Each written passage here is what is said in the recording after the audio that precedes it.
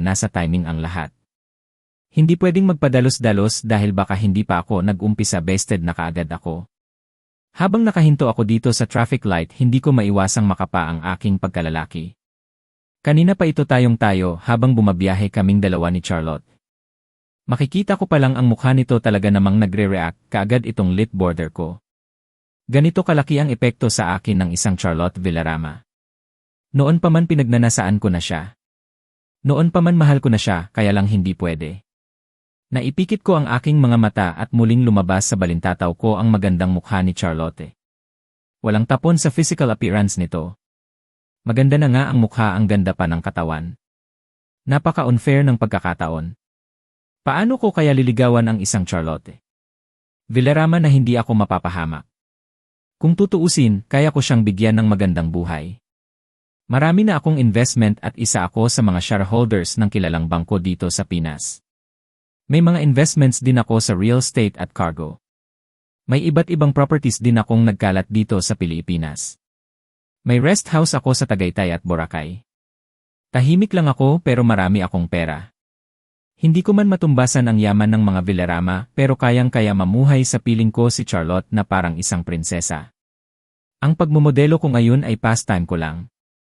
Malaki ang offer at sayang kung tanggihan ko. Nakakapag-travel pa ako sa ibang bansa na hindi na kailangan pang gumastos ng malaki.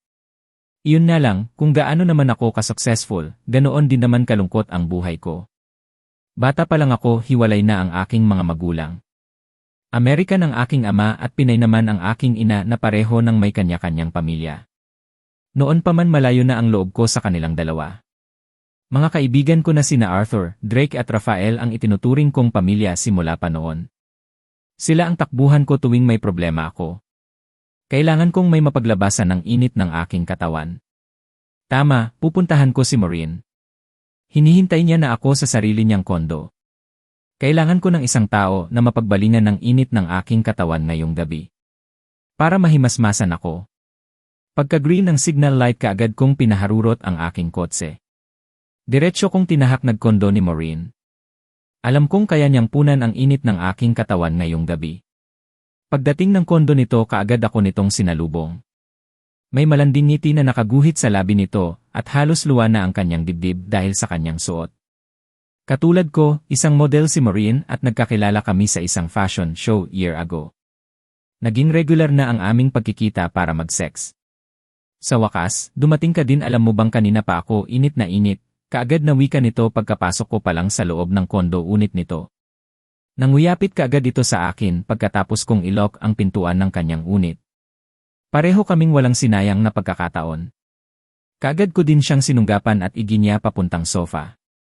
Hindi na namin kailangan pang pumasok ng kwarto para maisakatuparan ang gusto ng aming mga katawan. Remove the clothes, utos ko dito ng sandali kaming naghiwalay. Alam niya na ang ibig kong sabihin kaya kaagad itong tumalima. May naglalarong ngiti sa labi nito habang lumuluhod sa harap ko para tanggalin ang suot kong pantalon. Naramdaman ko pa ang pagbaba nito ng zipper ng aking pantalon. Tuluyan niyang tinanggal iyon kasabay ng pagbaba ng aking boxer short. Kaagad na tumampad sa kanyang harapan ang tayong-tayo ko ng pagkalalaki. Nakita ko ang pamimilog ng mga mata nito habang pinagmamasdan niya iyon. Hindi ko maiwasang mapaismid. Alam kong ang pagkalalaki ko ang isa sa kinababaliwan ni Maureen, kaya hindi nito nagawang maghanap ng iba. Magaling akong magpaligaya ng babae sa kama at proud ako doon. Oh! Come on! Ito ang gusto ko sa iyo, Pianot, darling, masyado kang hot, narinig ko pang bulong nito bago niya sinunggaban ang aking pagkalalaki. Parang gutom na gutom itong isinubo at nilalaro gamit ang kanyang dila. Hindi ko maiwasang mapaungol. Magaling sa ganitong laro si Maureen. Eksperto na din ito kung ano ang gusto ko. Kailangan niya din na masatisfied ako para hindi ko siya ipagpalit sa iba. Mabilis lang makahanap ng babae na pwedeng parausan ng init ng katawan. Kaya nga ako ang pinakababaero sa aming magkakaibigan dahil sa nature ng mindset ko. Isa ito sa mga dahilan kung bakit nagtagal ako na makipag-fling kay Maureen. Kaya nitong punan ang init na nararamdaman ng aking katawan. In short, katulad ko magaling din ito sa kama. Kaya nitong gawin lahat ng gusto ko masatisfied niya ang libog ko. Do you like it, Inlay Pianot? Bulong pa nito ng saglit niyang iniluwa ang aking pagkalalaki. Inisihan ko ito at hinawakan sa kanyang ulo. I will kick you right there and then, wika ko at umulos-ulos. Napasinghap ito na parabang nabubulunan. Wala kong pakialam. Gusto kong makaraos gamit ang kanyang bibig. Patuloy ako sa pag-ulos. Napansin ko pa nga na naluluha ni si Maureen. Pero, kahit na kaunting awa wala akong nararamdaman sa kanya. Pareho naming gusto ito at alam kong nag-enjoy din siya, kahit na umaabot yata hanggang lalamunan niya ang aking pagkalalaki na patuloy sa paglalabas, pasok sa kanyang bibig. Sanay na siya sa ginagawa naming dalawa, kaya walang dapat na ikabahala. Ahok! Narinig ko pang bigkas nito. Tumulo na din ang kanyang laway. Muli akong napangisi hanggang sa naramdaman ko na may kung anong bagay ang biglang namuo sa puson ko. Sasabog na ako at diretso kong pinakawalan iyon sa loob ng bibig ni Maureen. Sarap na sarap naman siya habang nilulunok lahat ng katas ko. Hinimod-himod niya pa ang pagkalalaki ko pagkatapos kong labasan. Muli niya nilaro-laro iyon habang mapungay ang mga matang nakatitig sa akin. Alam ko na ang ibig nitong sabihin kaya naman nagsalita na ako. Give me the condom, utos ko sa kanya. Kaagad itong tumayo at akmang hahalikan ako sa labi pero umilag ako. Natatawa itong naglakad patungo sa banyo. Napapailing na nasundan ko na lang ito ng tingin bago ako naupo ng sofa habang nilalaro-laro ang tayong-tayo ko na namang pagkalalaki. Malakas ang stamina ko pagdating sa pakikipagtalik. Nakakailang round ako sa isang gabi lalo na kapag nasa mood ako. Siguro dahil sa pagiging playboy ko kaya ganoon. Or dahil na din sa tuwing nakikipagtalik ako bigla na lang lumilitaw sa balintataw ko ang mukha ni Charlotte. Sa paanong paraan ko kaya maipadama ang panggigil ko sa kanya. Napatitig ako kay Maureen nang muli itong lumabas galing sa banyo. Hubot-hubad na ito at iniabot nito sa akin ang hawak niyang kondom. Napangisi ako. Bakit ba kasi kailangan mo pang gumamit ng ganyan? Willing na akong lumagay sa tahimik kasama ka Pinot, darling. Willing na akong magpabuntis sa'yo, malanding wika nito. Napangisi ako at seryoso itong tinitigan. Are you kidding me? Kung gusto mo pang matuloy ang mahabang gabi na ito, huwag mong i-bring up ang tungkol dyan Maureen, inis kong sagot sa kanya. Kaagad itong natigilan habang may pilit na ngiti na biglang gumuhit sa kanyang labi. Sorry, sagot nito. Sa inis ko kaagad kong ibinato ang hawak kong kondom. Alam mo naman na mabilis akong mawalan ng gana, di ba? Alam mo naman na mabilis akong mawala sa mood. Aalis na ako, inis kong wika sa kanya at kaagad na hinagilap ang nauhad kong pantalon. Kaagad ko namang naramdaman ang pagyakap nito mula sa likuran ko. Sorry. Sorry. Huwag kang umalis. Promise hindi ko nababanggitin ang tungkol dito. Please, nagsusumamo nitong wika. Muling gumuhit ang iti sa labi ko at hinarap ito. Ganyan nga, ayaw ko sa mga demanding na babae kaya umayos ka. Kilala mo ako Maureen. Alam mo kung ano ang gusto ko. Huwag kang lumagpas sa boundary na inilagay ko sa pagitan nating dalawa dahil mabilis kitang palitan, wika ko sa kanya.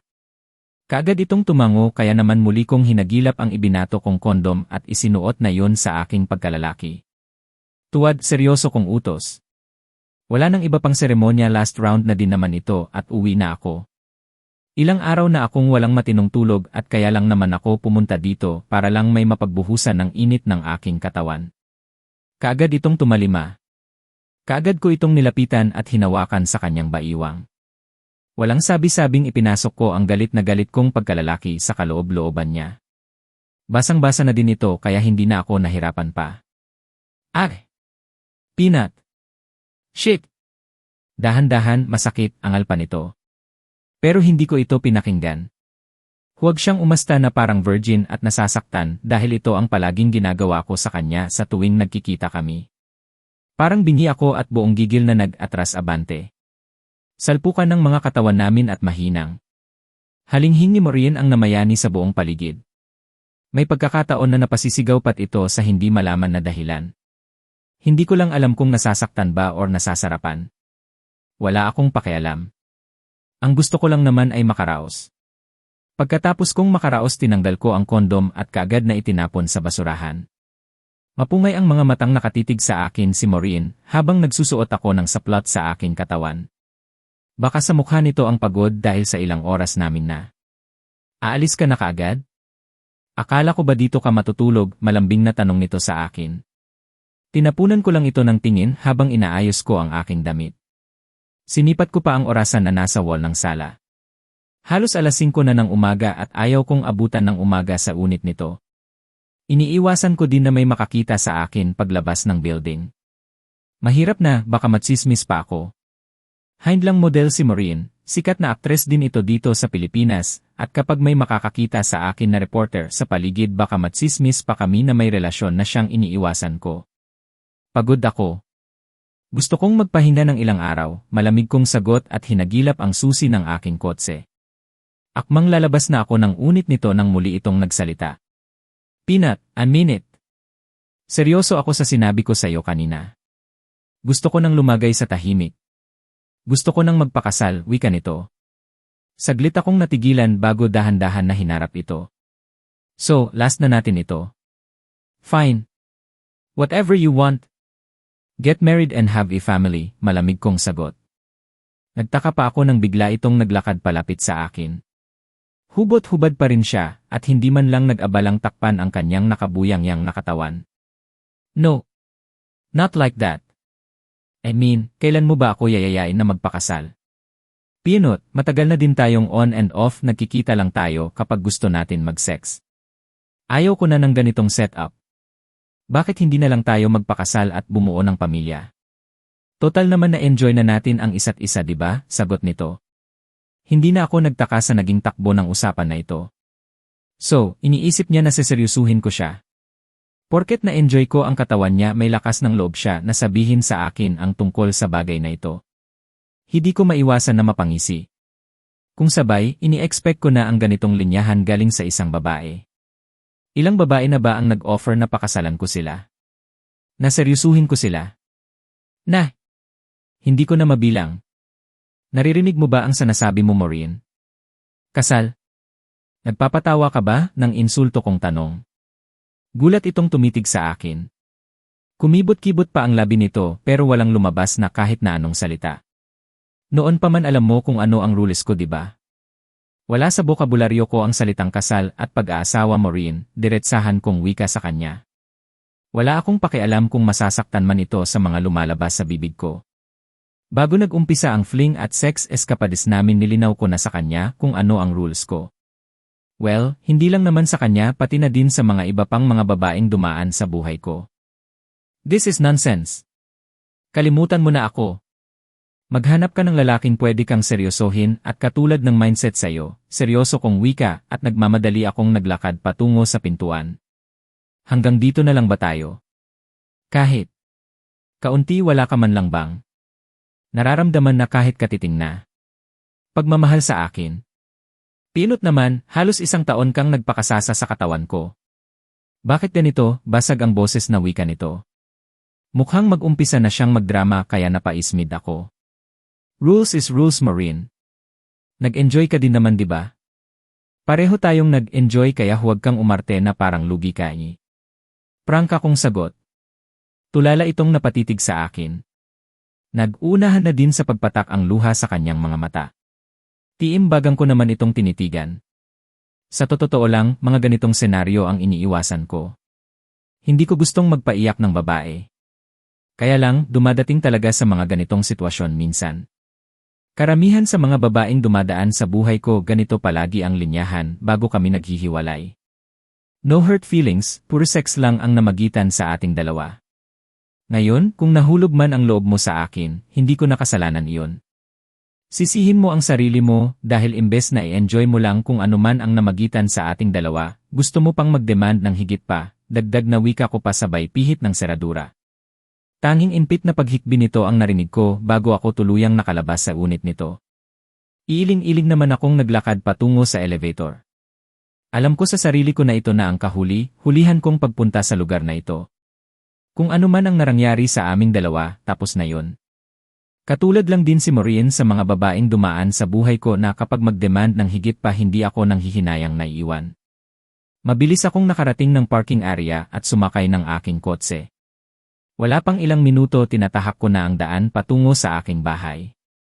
Dahil maaga pa at wala pang traffic mabilis akong nakarating na aking bahay. Nag-shower lang ako at kaagad na nahiga sa aking kama para ipahinga ang pagod kong katawan. Tanghali na nang muli akong nagising dahil sa sunod-sunod na pagtunog ng aking cellphone. Pupungas-pungas akong bumangon at kaagad na sinagot iyon. Pienot, mabuti naman at nakontak kita. Ano ba itong mga lumalabas sa pahayagan at telebisyon? Kaagad na bungad sa akin ng aking manager na bakla na si Tito Rodney. Siya ang handle sa modeling career ko noon pa man. Nasa showbiz talaga ito at noon pa at kinukuha niya din ako para mag-artista pero mariin kong tinanggihan iyon. Nasa modeling lang talaga ang linyahan ko. It's too early. Alam niyo naman po na ayaw ko munang tumanggap ng kahit na anong trabaho dahil marami pa akong asikasuhin personal, yamot kong sagot. Narinig ko pa ang pagpalatak nito bago sumagot. Kakagising mo lang ba? Saan ka galing kagabi? Sa kondo ni Maureen Alvarado, tanong ito. Nagulat naman ako. Napatayo ako ng aking kama at naglakad patungong bintana. Paano mo nalaman? Seryoso kong